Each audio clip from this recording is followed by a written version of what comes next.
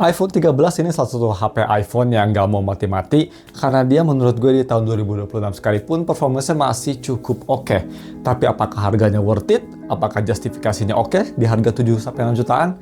Yuk kita langsung review Apple iPhone 13 di 2026.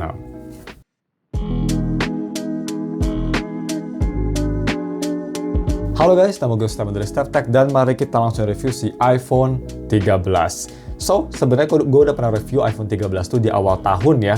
Dan gue mau coba sekarang di awal tahun 2025 kemarin udah pernah, sekarang di awal tahun 2026. Gue mau ngecek apakah HP ini masih worth it untuk dibeli. Untuk harga sendiri sih kalau misalnya kita mau cek di Tokopedia atau di e-commerce lainnya, barunya masih belum berubah ya, sekitar 7-8 jutaan. 7 juta sih lebih tepatnya, kalau pakai diskon mungkin bisa 7 jutaan ke bawah ya, bukan 7 jutaan ke atas. Dan untuk bekasnya gue nyari ada yang 6 juta, tapi kalau yang X internya gue nggak rekomen 5 jutaan. Kalau yang X iBox-nya di 6 jutaan dengan battery health kira-kira sekitar 80-90-an tergantung pemakaian. Jadi ya, kita pertama langsung spek bagaimana, lihat untuk speknya. Ngomong apa tadi gue? Aduh, belibet lidahnya, sorry. Anyway, speknya. So, spek sendiri dia pakai Apple A15-nya menurut gue masih oke gitu ya, not bad. Layarnya udah OLED tapi sayangnya masih 60 Hz dan punya baterai yang B aja, kecil di 3000 mAh baterai dan masih pakai Lightning. Storage-nya juga dia masih 128 untuk base modelnya, tapi overall sih menurut gue cukup oke lah speknya untuk kelas iPhone, terutama dari si kamera dan dari si kecepatan chipsetnya. So, bagaimana untuk desain dan displaynya? Di tahun 2025 atau 2026 maksud gue, desain belakang tuh memang dia kameranya udah nggak ada ya. Sekarang kameranya kan kayak biasa aja, nggak kayak logo Domino. Tapi menurut gue kayak gini memang gue kurang suka, masih lebih suka ke iPhone 16 atau 17, tapi desain belakang sendiri masih kelihatan iPhone lah kalau bisa kita lihat. iPhone 13, 14, 15 kan sama kayak gini desainnya, dan untuk warna hitam belakangnya midnight, dia bilang memang dia midnight, bener midnight ya, jadi masih ada ke arah biru-biruannya. Tapi overall desain belakang sih oke, khas Apple, nothing special, nothing bad juga. Sedangkan untuk desain depan ini yang udah agak sedikit kelihatan tua ya. Karena zaman sekarang pretty much semua iPhone udah pakai Dynamic Island, well kecuali iPhone 16e mungkin. Tapi selain itu line up udah pakai Dynamic Island semua dan ini masih pakai notch. Ada yang suka notch, ada yang suka Dynamic Island, kalau gue sih kurang peduli sama mereka berdua ya. Tapi overall desainnya memang kalau misal untuk para Apple user atau Apple fan bakal kerasa lumayan tua ya, karena dia masih pakai notch dan bezelnya juga masih lumayan tebal, nggak kayak iPhone 17 zaman sekarang. Terus bagaimana untuk si display quality? Nah ini salah satu yang Apple masih bisa mempertahankan kualitasnya. Jadi iPhone 13 HP udah tua tapi display quality menurut gue masih bagus banget ya. Dia warnanya masih tajam, detailnya mantap, view angle bagus, dan layarnya ini masih flagship level banget. OLED-nya sangat high quality banget. Cuma memang kalau misal brightness-nya sendiri, kalau misalnya kita pakai di bawah sinar matahari, memang dia nggak terang-terang banget. Bisa kita lihat itu gue pakai di luar, kondisinya itu lagi mendung, tapi HP udah mulai agak gelap. Ya, memang wajar ya. Ya, kalau HP tua itu memang salah satu kelemahannya biasa selama gue review HP, pasti dari si visibilitas atau dari si nits brightness-nya yang lebih rendah. Karena setiap varian baru, pasti HP itu, hampir semua brand selalu naikin nits-nya. Dan untuk masalah si haptic, Apple juga nggak bakal ada masalah. Dari zaman dulu sampai sekarang, haptiknya sama-sama bagus, sama-sama amazing, sama-sama one of the best. Gue sih nggak ada komplain sama sekali. Touch-nya juga oke, dan walaupun dia 60 Hz, tapi masih kerasa bagus juga. Sedangkan untuk biometric, dia pakai Face ID. Kecepatannya juga nggak ada masalah. Cepet, kenceng, scanning nggak bagus. Cuma mungkin kelihatannya dia agak kayak sedikit loading gitu. Itu bukan dari Face ID, menurut gue emang dari OS-nya aja. iOS 26 kan memang sangat berat, dan kayaknya Apple Bionic A15 udah mulai kerasa struggling buat ngeran iOS 26 sih kayaknya ya. So, seperti itu untuk biometric. Dan untuk audio quality, bagaimana? Pertama kita bahas audio quality via Lightning to headphone jack. Gua tes pakai IEM Tanchim Force. Itu nggak butuh banyak power, dan HP ini juga bisa ngedrive dengan baik, amplifiernya bagus, kita 55-60% volume, udah keras, that's amazing, dan kualitasnya juga ini menurut gue bagus banget. Apple memang kalau masalah wired audio, eksepsional ya, dan ini juga nggak kalah bagusnya dibanding sama kayak Samsung, Google, ini way better. Suaranya lebih kerasa hidup, lebih kerasa powerful, lebih kerasa berbobot, bassnya lebih kerasa, dan overall kerasa bagus. Memang dia suara lebih kalah warm, tapi enak banget dan sangat fun dan sangat clear. Jadi oke banget lah kalau misalnya kalian masih para audiophile lover dan ingin pakai decknya langsung dari sini, udah bagus kok. Terus bagaimana untuk speaker quality? Ini walaupun kecil HP-nya, cuma 6,1 inci, tapi jangan diragukan ya untuk speakernya. Kalau misalnya mau dibanding sama HP zaman sekarang sekalipun kayak Vivo X300 Pro atau misal kayak Oppo Find X9 Pro gitu ya, ini lebih bagus jauh speakernya. Jauh lebih bagus, karena memang mereka berdua BBK Group paling dog shit ya kalau masalah buat speaker. Kalau Apple menurut gue salah satu yang terbaik, atau malah mungkin terbaik di kelasnya setelah Asus mungkin ya. Tapi ya, speaker sendiri ini untuk HP kecil dan umur yang udah tua, masih bagus banget, masih bisa bertahan banget di tahun 2026. Dia suaranya powerful, enak, clear, dan walaupun memang dia volume tingginya tuh nggak keras banget, tapi at least dia punya volume atau punya suara yang enjoyable dengan instrumennya oke, dynamic range yang bagus untuk masalah si sound range-nya. Vokalnya juga enak, bass-nya juga kerasa, jadi vokal nggak kerasa nusuk. So ini dia sampelnya, kalian bisa nilai sendiri pakai headphone biar lebih detail. Check it out.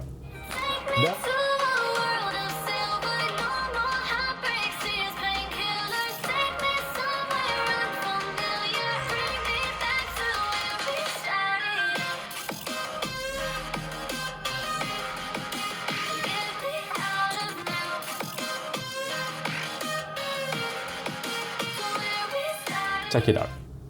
Dan untuk kamera quality, ini mungkin salah satu dari aspek iPhone yang lumayan bertahan ya, karena iPhone kalau masalah kamera lumayan bertahan dari zaman dulu sampai sekarang. Jadi untuk kamera belakang dia pakai setup dual kamera, main kameranya itu di 12 megapiksel sama dengan ultrawide juga, dan untuk kamera depan dia sama juga, semuanya di 12 megapiksel juga untuk kamera depan.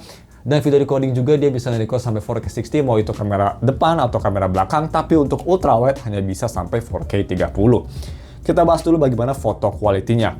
Bisa kita lihat foto quality ultrawide dan main kamera, dua-duanya bagus. Gue suka sih, masih kerasa khas iPhone banget, yang lebih ke arah natural. Agak sedikit warm tapi bagus, kontrasnya juga oke. Nggak sebagus Google mungkin, tapi udah oke juga kontrasnya. Gue suka sama fotonya sih. Untuk tahun 2026, harga 67 jutaan, tapi sayangnya menurut gue udah agak sedikit tertinggal untuk masalah fotonya sendiri. Kalau misalnya mau dibanding sama kayak misalnya Xiaomi 15T gitu ya, gue lebih prefer di Xiaomi 15T. Walaupun gue nggak bisa lihat sampelnya karena unitnya udah nggak ada, tapi gambarnya lebih bagus gitu. Dan untuk si selfie sendiri, bisa kita lihat juga nggak ada masalah ya. Tetap bagus, tetap oke. Dynamic range-nya bagus. Cuma memang kalau misal foto di belakang sinar matahari yang terang, muka gue memang agak kerasa sedikit gelap, itu aja sih. Tapi at least hasil iPhone itu fotonya natural, so that's nice. Dan untuk si video recording tadi gue udah bilang bisa nge-record di 4K 60 atau 4K 30 ya, untuk nyalain si ultrawide-nya biar bisa gue ganti lensa. Jadi ya, ini dia sampelnya pakai kedua resolusi tersebut. Menurut gue sih video recording di iPhone 13 ini masih bagus banget, dan salah satu yang Android masih struggling untuk keep up ya. Jadi kalau misalnya di harga 6-7 jutaan, menurut gue ini masih the best lah. Karena Android lain udah bagus, tapi sayangnya nggak smooth dan gak seamless di iPhone. Again, ini dia sampelnya, check it out.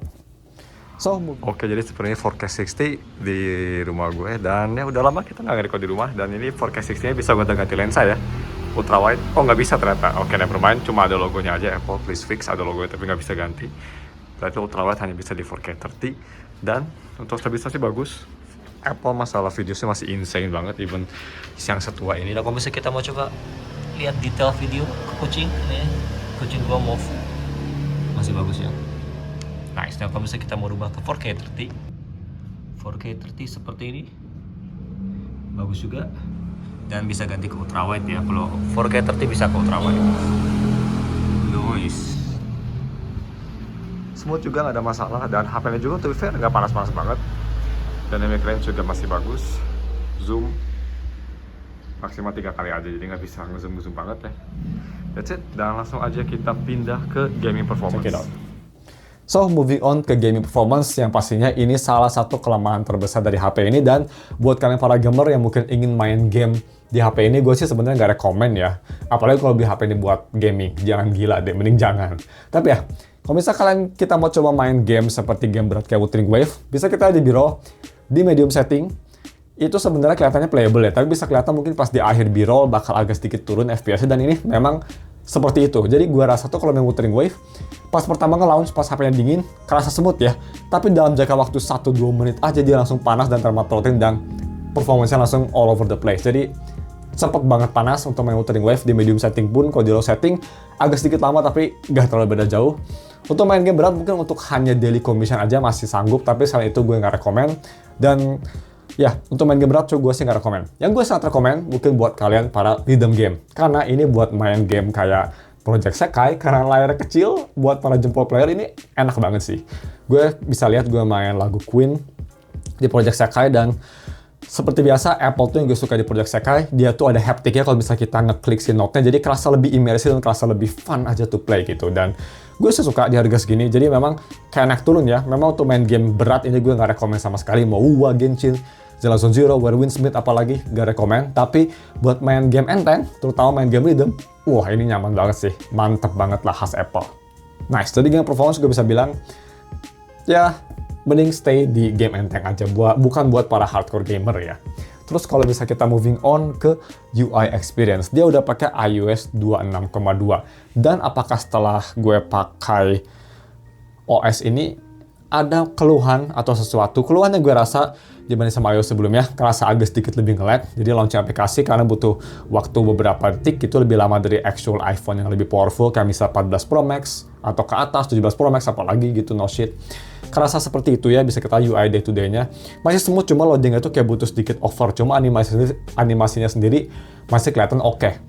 Tapi yang gue rasa, ini gue sempat ketangkap juga kamera, dia karena HP ini RAM-nya kecil ya, kalau nggak salah RAM-nya cuma di 4GB, jadi di iOS 26 agak sedikit struggling. Bisa kita lihat di biro gue pas lagi coba mau open YouTube, dia langsung kayak nge-crash gitu loh. Dan gue udah pernah kerasa nge-crash ini 2-3 kali lah di iOS 26,2, jadi lumayan cepat nge-crash ini ternyata. Kalau misal kebanyakan aplikasi kebuka, terus kita kayak navigasi OS itu cepat ya, karena gue langsung buka YouTube, langsung di landscape-in, dia langsung kayak nge-freeze, quit aplikasi. Mungkin itu gue hanya suspek aja, mungkin dari si RAM-nya yang kehabisan ya, karena RAM-nya 4GB menurut gue, iOS 26 sih minimalnya biar enak experience-nya di 6GB sih kayaknya ya. Tapi ya, itu aja keluhannya. Selain itu sih overall, animasi masih smooth, hanya loading aja yang agak sedikit lama. That's it. So, moving on juga kita ke salah satu aspek yang agak sedikit lemah dari HP ini, battery life. Baterai cuma 3000 mAh baterai, ditambah lagi dengan iOS 26 yang cukup power hungry, baterai sebenarnya masih bisa bertahan 1 hari tanpa ada masalah kalau misalnya kalian hanya pakai nothing but sosial media dan nonton YouTube, dan sedikit nge-capture foto itu masih oke. Tapi kalau misalnya dipakai buat video, buat main game, itu hanya bisa bertahan 3-4 hari lah, mungkin sampai jam 3 sore pun udah harus dicas gitu karena cukup boros. Untuk baterai seperti itu, dan buatnya penasaran battery health gua ya di HP ini, kalau bisa kita lihat dia masih bagus ya, masih di 92% selama pemakaian setahun. Tapi ya baterainya memang udah kerasa degrading lah, udah kerasa gak seawet yang sebelumnya berkat yang udah degradasi, ditambah lagi dengan OS iOS 26 yang cukup berat. Seperti itu untuk baterainya, ditambah lagi juga chargingnya yang sangat lambat ya khas Apple. So kita moving on aja terakhir sebelum kita tutup videonya ke kelemahan yang gue rasa di HP ini. Yang pasti kelemahan pertama, ini HP bukan untuk HP gaming ya. Itu yang pastinya. Dan yang kedua, performanya memang udah kerasa agak sedikit lemot. Gak sesmooth pas HP ini rilis atau di iOS sebelumnya, 18 ya kalau nggak salah, sebelum iOS 26 tuh. Terus yang kedua, untuk displaynya juga kerasa tua untuk display modelnya, tapi kualitasnya sendiri masih oke sih. Selain itu, gue sih nggak bisa. Satu lagi sama fotonya mungkin ya. Fotonya kalau misalnya kalian ngincar HP yang fokus ke foto, mending ke HP Android aja, menurut gue lebih bagus. Tapi kalau video ini masih menang. Jadi untuk konklusinya, apakah gue rekomen di harga 7 jutaan untuk beli iPhone 13? Jujur ini beda dengan video lain karena gue agak susah ngerekomendasinya, karena di harga 7 juta kita bisa dapat Xiaomi 15T yang performanya absolutely amazing ya di harga 7 juta. Atau kita bisa beli Samsung Galaxy S25 FE yang lebih baru, lebih tahan lama, chipsetnya lebih bagus, performance lebih bagus, software update juga bakal lebih lama.